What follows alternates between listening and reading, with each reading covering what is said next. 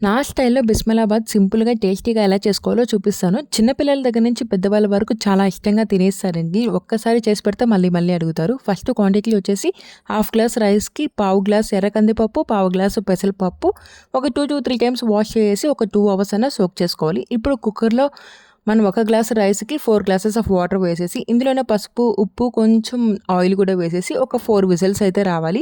So, మెత్తగా అయితే బాగా కుక్ అయిపోవాలనమాట రైస్.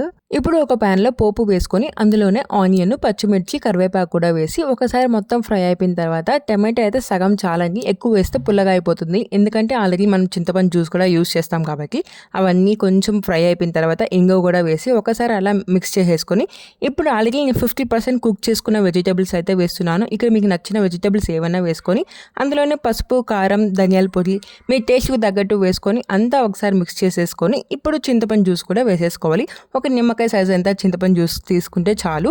ఇప్పుడు అన్నం చూసారా 4 విజిల్‌కి చాలా మెత్తగా అయిపోతుంది. ఒకసారి అంతా స్మాష్ చేసుకొని ఆల్రెడీ కుక్ అయిపోయి ఉంటుంది 100%. అందులో మనం సాంబార్ పౌడర్ కూడా హోమ్ మేడ్ వేసుకుంటే చాలా టేస్టీగా ఉంటుంది. ఇంకా ఫైనల్‌గా మనం స్మాష్ చేసి పెట్టుకున్న రైస్ కూడా వేసేసి అంతా ఒకసారి మిక్స్ చేసుకొని సాల్ట్ కూడా అడ్జస్ట్ చేసుకొని ఇంకా వేడివేడిగా తినేటప్పుడు ఒక స్పూన్ నెయ్యి వేసుకొని తింటే అదిరిపోతుందండి. దీనికి కాంబినేషన్‌గా ఆవకాయ పెట్టుకొని మరెన్నో మంచి వీడియోస్ కోసం సబ్స్క్రైబ్.